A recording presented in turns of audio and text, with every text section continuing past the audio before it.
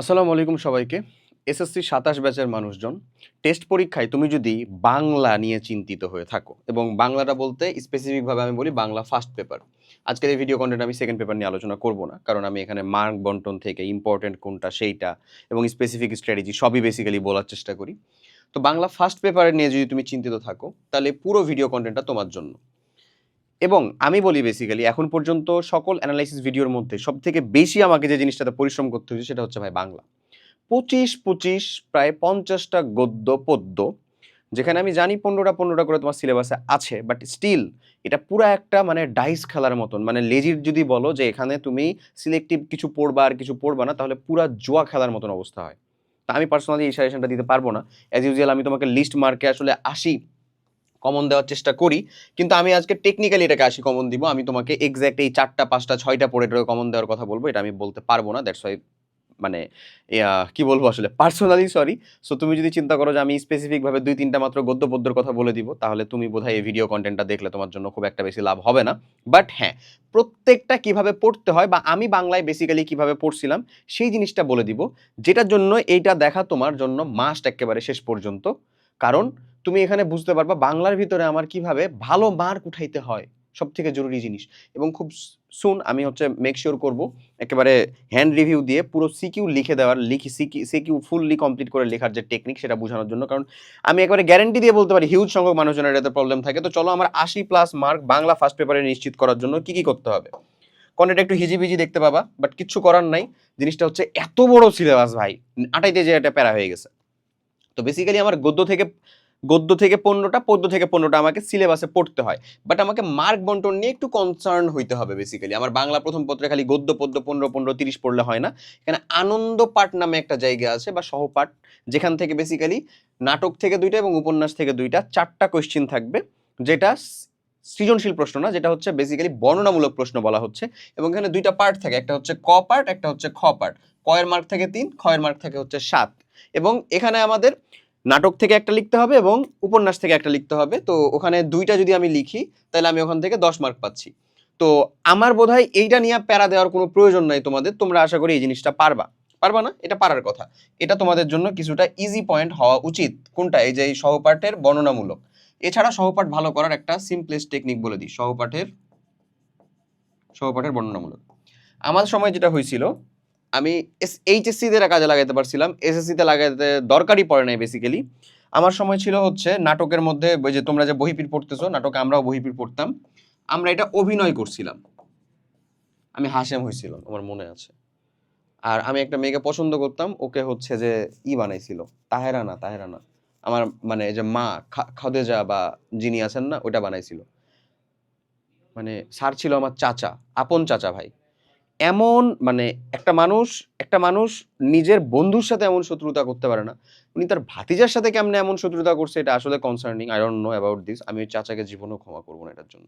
পরবর্তীতে মেয়ের বিয়ে হয়ে গেছে, বাচ্চা হয়ে গেছে, what ever it is. But যাই হোক, ওই নাটকটা আমরা হচ্ছে কি করছিলাম বলো, অভিনয় করছিলাম লেজিট। ওই নাটকটা আমি পার্সোনালি, আমরা বেশ কয়েকজন মিলেছিলাম, অভিনয় করে আমরা মঞ্চায়ন করছিলাম, বুঝছো? তোমার জন্য বেসিক্যালি এটা সব থেকে বেটার হয় তুমি যদি এটা এই নাটক আকারে দেখতে পারো। তাহলে জরুরি না যে তুমি অ্যাক্ট করতেছো, তুমি যদি দেখতে পারো মনে থাকবে বেশি, বুঝতেছো? হ্যাঁ, ঠিক একই রকম ভাবে উপন্যাসও সেম। এটা কিন্তু ইউটিউবে ডকুমেন্টারি আছে, অলরেডি আছে। ওই 1971 যেটা আছে না, ১৯৭১, যেটা তোমাদের এই 1971 আবার দিও না, ১৯৭১ লিখে সার্চ দিও, দেখবা হুবহু আছে।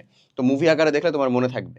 আর একবার বেসিক খালি রিডিং দিয়ে দিবা, যেন যেন কোনো খুঁটিনাটি জিনিস মিস না চলে যায়।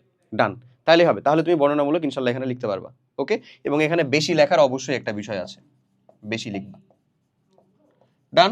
আমি এই অংশটাকে তাহলে ক্লিয়ার করি যে বর্ণনামূলকটুকু ডান। এখান থেকে 20 মার্ক, এই 20 মার্কের মধ্যে তোমার মিনিমাম টার্গেট থাকবে আমি জানো 18 মার্ক অবটেইন করতে পারি। 18 মিনিমাম।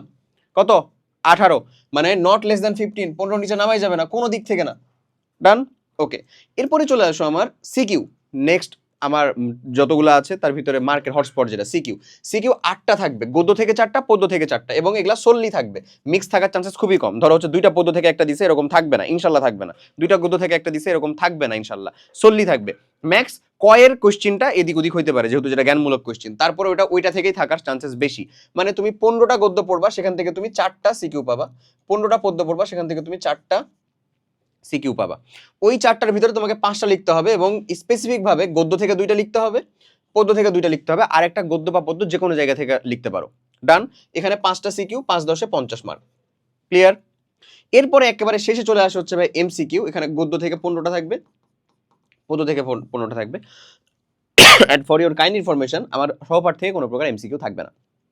ওকে, তাহলে এখানে 30 মার্ক মানে সিকিউ এর মানে এমসিকিউ এর ক্ষেত্রে আসতেছে। এই হচ্ছে ওভারঅল কোশ্চেন প্যাটার্ন, এটা তুমি নিশ্চয়ই জানো। এখন কথা হলো আমি এটাকে ওভারকাম করব কেমনে? আমার তো আছে এখানে সেই ঈশ্বরচন্দ্র বিদ্যাসাগরের প্রত্যুপকার, ফুলের বিবাহ, সুভা, বই পড়া, অভাগীর নিরীহ বাঙালি, পল্লী সাহিত্য, আমাটির ভেপু, মানুষ মোহাম্মদ সাল্লাল্লাহু আলাইহি সাল্লাম, উপেক্ষিত শক্তির উদ্বোধন, নিম গাছ, প্রবাস বন্ধু, মমতাদি, 21-এর গল্প এবং আমাদের নতুন গৌরব কথা। এতগুলা গদ্য আমাকে কমপ্লিট করতে হবে। মজাদার জিনিস হচ্ছে এই গদ্য কমপ্লিট করার ক্ষেত্রে আমি পার্সোনালি যেটা প্রিফার করতাম সেটা হচ্ছে একটা স্ট্যান্ডার্ড রিভিশন ক্লাস। একটা স্ট্যান্ডার্ড রিভিশন ক্লাস। এই রিভিশন ক্লাসটা তুমি করবা হচ্ছে আমাদের এলআরবি প্রোগ্রাম থেকে, এলআরবি থেকে, বুঝছো? লাস্ট শর্ট রিভিশন ব্যাচ থেকে স্ট্যান্ডার্ড রিভিশন ক্লাস করবে একটা শর্ট নোট সহ। এরপরে খুব জরুরি হচ্ছে পাঠ পরিচিতিটা ভালো মতন পড়া। তো তোমার 15টাই যে একেবারে সব পড়া লাগবে এমন না। গদ্য পদ্য তুমি যদি নাও পড়ে শেষ করো, তুমি জাস্ট এখানকার এলআরবি থেকে ওই ক্লাসটা যেটা ম্যাক্স 1 ঘন্টা, তাহলে আমার 15টা ক্লাসের জন্য জাস্ট ম্যাক্স 15 ঘন্টা লাগবে। এখানে 15 ঘন্টা 30 ঘন্টার মধ্যে আমরা বাংলা ফার্স্ট পেপার প্যাকেট করে ফেলতে পারবো ইনশাল্লাহ। ঠিক আছে? তো ওটা কিন্তু আমরা প্যাকেট করতেছি সিকিউ আর এমসিকিউ এর ফুল মার্ক 25, মানে এখানে অলরেডি 50, এখানে 30, 80 কিন্তু আমার এদিকেই হয়ে গেছে, রাইট? তো আমি তো সর্বোচ্চ আর সব আর পেয়ে যাবো না। আমি এখানে 10 মার্ক ছাড়লাম, 70, এখানে আমার মিনিমাম 15, 70 আর 15 85, বাংলায় যথেষ্ট ফ্লুয়েন্ট একটা মার্ক, রাইট? বুঝছো? এটা মিনিমামের কথা বলতেছি। এখন এটা শর্ট নোটের পরে পাঠ পরিচিতি পড়লে ওই গল্পটার একটা বা প্রবন্ধের একটা জিস্ট পাওয়া যায় এবং বেশ কিছু মেজর শব্দ আছে যেই শব্দগুলোর আলোকেই কিন্তু কোশ্চেনটা করা হয় তোমার। ওকে, তো ওইটা তুমি পাবা হচ্ছে পরবর্তী সৃজনশীল লেখার পটু একটা নিয়ম হইতে হবে তোমার। সৃজনশীল লেখার ক্ষেত্রে খুব ভালো কিছু নিয়ম মেনটেন করতে হবে, যেটা আমি এখনই বলবো তোমাকে। পদ্যের ভিতরে দেখো, পদ্যেও যে 15টা, বন্দনা, কপোতাক্ষ নদ, প্রাণ, আমাদের অন্ধবধূ, ঝর্ণার গান, তারপরে জীবন বিনিময়, উমর ফারুক, সেই দিন এই মাঠ, আমি যাব তোমার দেশে, আমার দেশ, আমি কোনো আগন্তুক নই, বৃষ্টি, রানার, তোমাকে পাওয়ার জন্য এই স্বাধীনতা, বসেক, এই যে 15টা, পদ্য পড়ার ক্ষেত্রেও সেম স্ট্র্যাটেজি ফলো করতে হবে। আমি পার্সোনালি পদ্য থেকে লিখতে পছন্দ করতাম, কারণ স্যারেরা এই জিনিসটা পছন্দ করে। বুঝছো? গদ্য থেকে তো বানায় বুনায় অনেক লেখা যায়, পদ্য থেকে তুমি না বুঝলে বানায় লেখাটা কঠিন। ঠিক আছে? তাহলে আমি তোমাকে 2টা স্পেসিফিক উপায় বলতে সেটা বলে দিচ্ছি। এক, স্ট্যান্ডার্ড রিভিশন ক্লাস করবা। ওই রিভিশন ক্লাসগুলো কই থেকে আমি তোমাকে দেখাই। ওই স্ট্যান্ডার্ড রিভিশন ক্লাস বেসিক্যালি তুমি কই থেকে করবা? ওকে, আমরা যদি স্ট্যান্ডার্ড রিভিশন ক্লাস করতে চাই, এই যে লাস্ট শর্ট রিভিশন ব্যাচে আসছি আমি, ডেসক্রিপশন ও কমেন্ট বক্সে ডিরেক্ট লিংক পাবা। এখানে আসলা, দেখো আমি তোমাকে একটা রিভিশনের ক্লাস দেখাই, জাস্ট সিম্পলি যাচাই ক্লাসের মধ্যে আসলা। আমাদের ম্যাম এখানে ইবিআই প্রোগ্রামের সাথে আসতে হবে আসলে। তো এখানে তোমার ইবিআই প্রোগ্রাম অলরেডি যুক্ত হবেই, বাংলাও তুমি এখানেই পাবা, অন্য কোনো ক্লাসে আসতে হবে এমন না। এই যে ডেমো আকারে দেয়া নাই ভাইয়া, এই যে বাংলা দেখো, কপোতাক্ষ নদ, উমর ফারুক, সেই দিন এই মাঠ, বৃষ্টি, তারপরে হচ্ছে বই পড়া, আমারই ভেপুর নিম, সবগুলো এখানে দেওয়া। বুঝছো? বাংলা সেকেন্ড পেপারের ক্লাস এখানে দেওয়া। এটা তুমি পারচেজ করার সাথে সাথে আসলে দেখতে পারবা, ক্লাস করা শুরু করতে পারবা, পড়তে পারবা। ব্যাপারটা এমন, ওখানে যুক্ত হলেই আমি দেখি, আমি তোমাকে ডেমোর মধ্যে অ্যাড করে দিব ইনশাল্লাহ। তুমি যখন ভিডিওটা দেখতেছো ডেমোর মধ্যেও পেয়ে যাবা। ডান? তো ওই ডেমোর ভিতরে দেখা তুমি নিজেই বুঝতে পারবা যে আচ্ছা আমি এতটুক সময় ইনভেস্ট করলে এখান থেকে পুরো জিনিসটা বুঝতে পারতেছি, শিখতে পারতেছি। এবং আরেকটা জিনিস যেটা এখানেও আছে, এখানেও দেখাই দেই, ম্যাটেরিয়ালের মধ্যে যাও, ম্যাটেরিয়ালের মধ্যে গেলে পাবা হচ্ছে ভাই এই যে আমাদের এই এসএসসি সাজেশন। এই সাজেশনটার ফিজিক্যাল প্রোডাক্ট বা ফিজিক্যাল কপিটাও যদি নিয়ে রাখতে পারো তোমার জন্য বেস্ট। তোমার যে কয়টা, এই যে দেখো জিনিসটা দেখে রাখো, এসএসসি সাজেশন 2.0, যে কয়টা গদ্য আছে বা পদ্য আছে সেটা জিস্ট কি পড়তে হবে সেখান থেকে, সেটা পুরাটা এখানে দেওয়া। বুঝছো? আমি বলতেছি ওমর ফারুক থেকে কি পড়তে হবে, ওমর ফারুকের শাসনকাল পড়তে হবে আমার, আজকের সমাজের আদর্শ শাসক পড়তে হবে আমার, উমর ফারুকের জীবনধারা পড়তে হবে, আর উমর ফারুকের রাদিয়াল্লাহু তাআলা আনহুর আমাদের যে ন্যায় বিচার সেটার ঘটনাটা পড়তে হবে। এই জিনিসটাই হচ্ছে এখানকার জিস্ট। ঠিক আছে? তাহলে 15টা জিনিসকে শর্ট করার জন্য আমরা 2টাই জিনিস পাইলাম, 15 30টা জিনিসকে শর্ট করার জন্য। এক, কম্প্যাক্ট ক্লাস এলআরবির, যেটা মাস্ট ফলো করতে হবে, এবং সাথে সাথে কি এই যে এই বইটা তুমি কোর্সের সাথে তো পেয়ে যাচ্ছ, অথবা তুমি ডেসক্রিপশন কমেন্ট বক্সের লিঙ্ক থেকে এটাকে ডিরেক্ট হচ্ছে ফিজিক্যাল প্রোডাক্ট হিসেবে নিতে পারো। ওকে, এসএসসি সাজেশন 2.0 রকমারি থেকেও নিতে পারো। এইটা নিলে তোমার কাছে ওই কনফিডেন্সটা থাকবে, বুস্ট করবে। এরপরে যে জায়গাতে তুমি আসল খেলটা দেখাবা সেটা হচ্ছে সৃজনশীল লেখা। সৃজনশীল লিখবো কিভাবে? ক, একটা বাক্য, হ্যাঁ, যে বাক্যে এক্সাক্ট উত্তর থাকা লাগবে। খ, অনুধাবন কোশ্চেন, যেহেতু এখানে থাকে হচ্ছে বেসিক্যালি জ্ঞান এবং সাথে হচ্ছে অনুধাবন। হ্যাঁ, মানে জ্ঞান পোর্শন থাকে তারপরে হচ্ছে অনুধাবন থাকে। অনুধাবন মানে হচ্ছে পেছনের যে ব্যাখ্যা বা কারণ। এরপরে যদি আমি গ যাই, যেটা কিন্তু মিনিমাম 2 প্যারা হওয়াই লাগবে। গতে যদি বলে এটা মিনিমাম 3 প্যারা হওয়া লাগবে, এবং টু বি এক্সাক্ট এটা মিনিমাম 1.5 পেজ হওয়া লাগবে তোমার। ওকে, ঘতে যদি যাই আমি, এটা আমার 4 প্যারা মাস্ট। প্রথমে জ্ঞান থাকবে, জ্ঞানমূলক একটা কথা যে কি জন্য বৈষম্য, কি জন্য বৈসাদৃশ্য, কি জন্য সাদৃশ্য, উদ্দীপকের সাথে কোনো গল্পের, উদ্দীপকের সাথে কোনো কবিতার, ওইটা। এর পাশাপাশি আমার লাগবে হচ্ছে 2 থেকে 2.5 পেজের মিনিমাম এটা লিখা।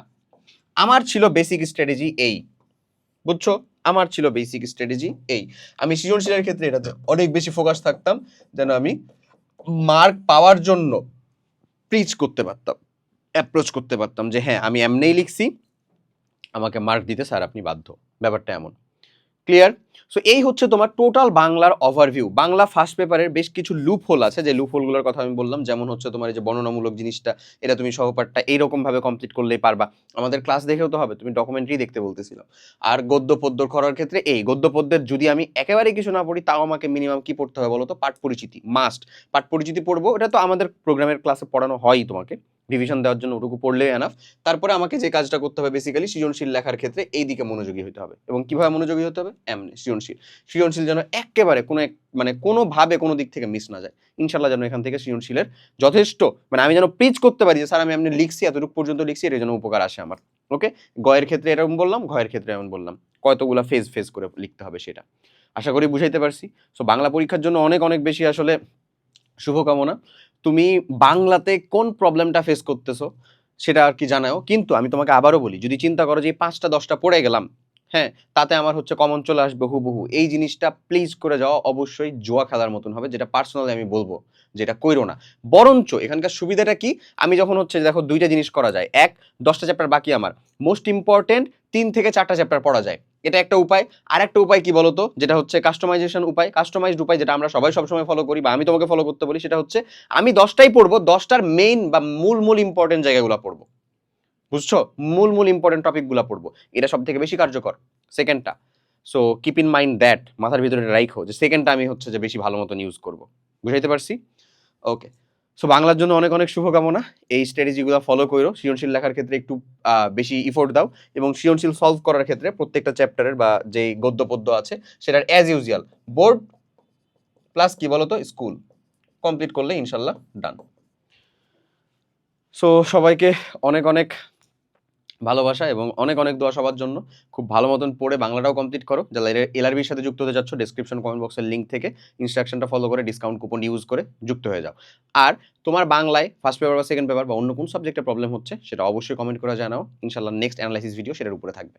আল্লাহ হাফেজ, আসসালামু আলাইকুম।